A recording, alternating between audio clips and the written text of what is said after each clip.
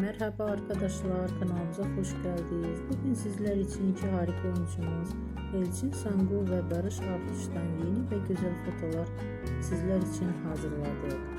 Barış Arduç dinle sevgili benim için üzülme, kiralık aşk dizisinde rol almış ve herkes tarafından çok beğenilmiş.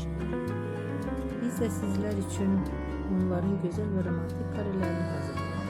Bu videoların devamlı gelmesini istiyorsanız da kanalımıza